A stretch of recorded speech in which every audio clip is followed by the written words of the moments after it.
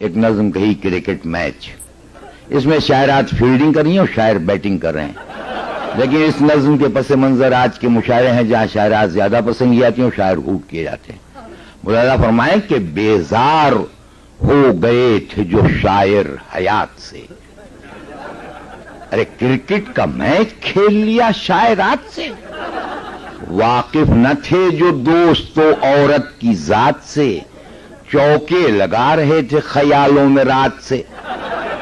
وہ آئی جو صبح شام کے نقشے بگڑ گئے، اس سروں سے ہم غریبوں کے اسٹمپ اکھڑ گئے۔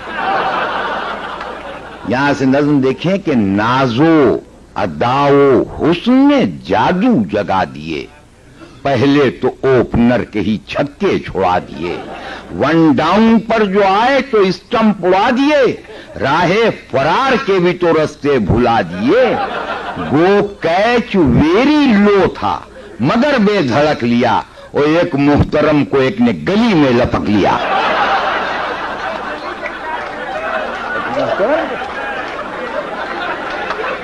ایک نے گلی میں لپک لیا، کیا کیا بیان کیجئے ایک ایک کا بات پن، جلوہ فگن زمیں پتھی تاروں کی انجمن، حسن و شباب و عشق سے بھرپور ہر بدن، وہ شاعر پویلین میں تھے پہنے ہوئے کفن، ارے جتنی تھی بیوٹی فل وہ سلپ پر گلی پر تھی، اور جتنی تھی اوور ایج وہ سب باؤنڈری پر تھی۔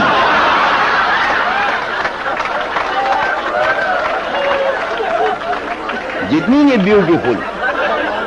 وہ سلپ پر گلی پر تھی، اور جتنی تھی اوور ایج وہ سب باؤنڈری پر تھی، پریوں کے جس طرح سے پرے کوہ قاف پر، ایک لانگ آن پر تھی تو ایک لانگ آف پر، ایک تھی کور میں ایک حسینہ مڈ آف پر، اور جو شارٹ پچ تھی گیند وہ آتی تھی ناف پر۔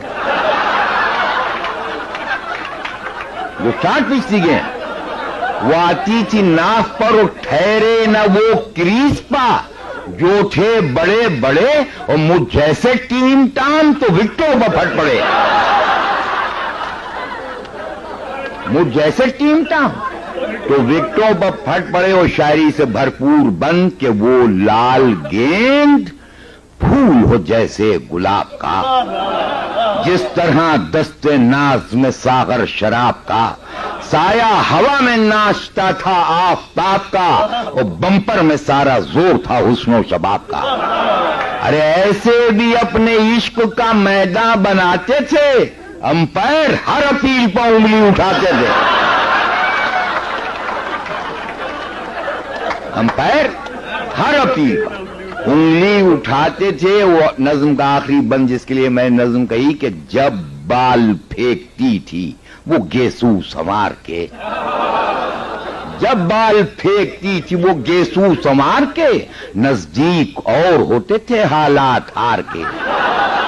ارے کہتے تھے میچ دیکھنے والے پکار کے، استاد جا رہے ہیں شب غم گزار کے۔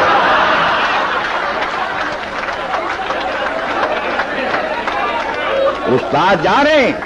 شب غم گزار کے، استاد کہہ رہے تھے کہ پھٹکار میچ پر، اور دو دو جھپٹ رہی ہیں شریفوں کے کیچ پر۔